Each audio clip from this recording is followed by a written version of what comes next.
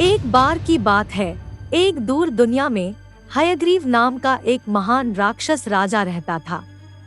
हयग्रीव अत्यंत शक्तिशाली था और उसने एक भयंकर युद्ध में सभी देवों देवताओं और असुरों राक्षसों को पराजित किया था।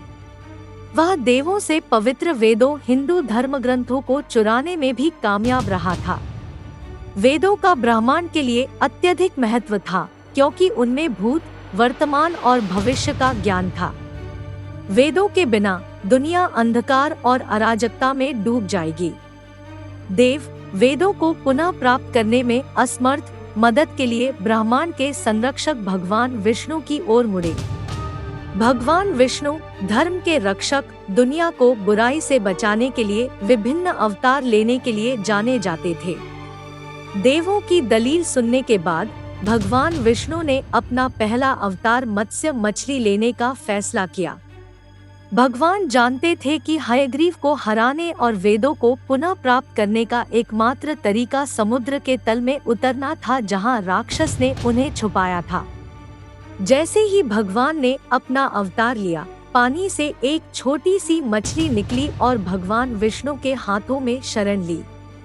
विष्णु जानते थे कि यह कोई साधारण मछली नहीं थी और उन्होंने इसकी तब तक देखभाल करने का फैसला किया जब तक कि यह इतना मजबूत न हो जाए कि यह समुद्र में वापस न आ जाए।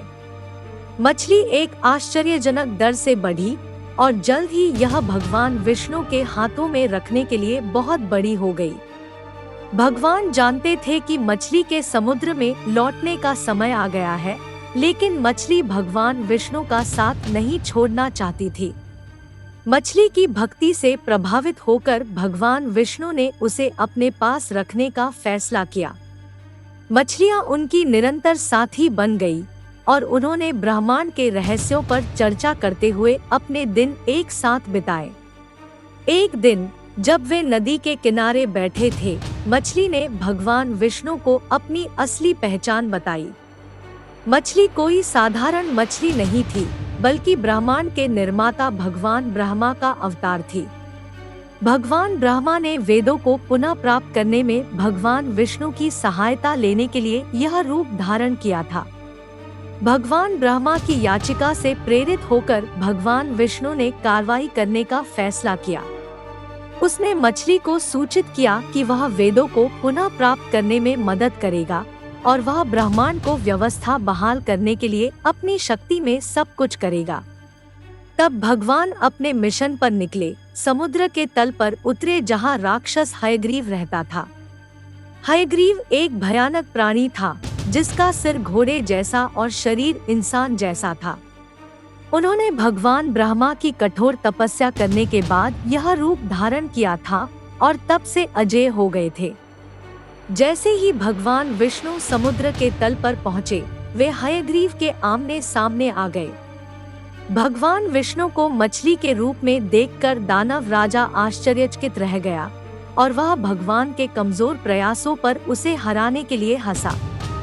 लेकिन भगवान विष्णु विचलित नहीं हुए। वह जानते थे कि वेदों को पुनः प्राप्त करने और ब्रह्मांड को बचाने के लिए उसे हयग्रीव को हराना होगा।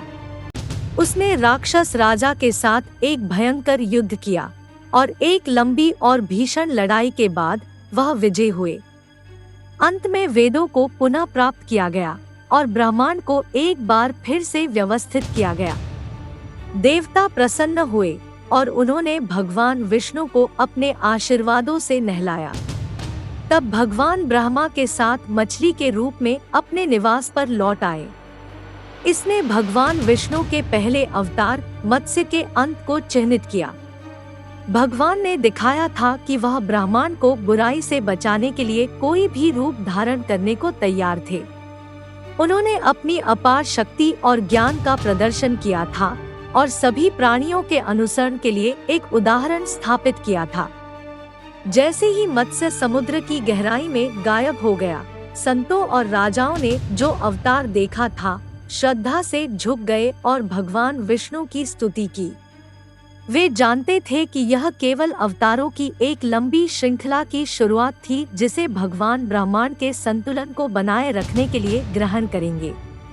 इसके बाद के वर्षों में दुनिया के लोगों ने भगवान विष्णु को अपने रक्षक और मार्गदर्शक के रूप में देखा। उन्होंने उनसे प्रार्थना की, उनके सम्मान में अनुष्ठान किए और उनकी शिक्षाओं के अनुसार अपना जीवन व्यतीत किया। बदले में प्रभु ने उनकी निगरानी करना जारी रखा, आवश्यकता पड़ने पर हमेशा हस्तक्षेप करने के लिए तैयार रहे। तो भगवान विष्णु के पहले अवतार मत्स्य की कहानी केवल अतीत की कहानी नहीं है, बल्कि परमात्मा की शक्ति और ज्ञान का एक कालातीत अनुस्मारक है। और यह एक अनुस्मारक है कि चाहे प्रभु किसी भी रूप में क्यों न हो, वह हमेशा हमारी रक्षा और मार्गदर्शन करने के लिए और हमें एक उज्जवल भविष्य की ओर ले जाने के लिए मौजूद है। अगर आपको वीडियो पसंद आया तो कृपया लाइक, शेयर और सब्सक्राइब जरूर करें। धन्यवाद।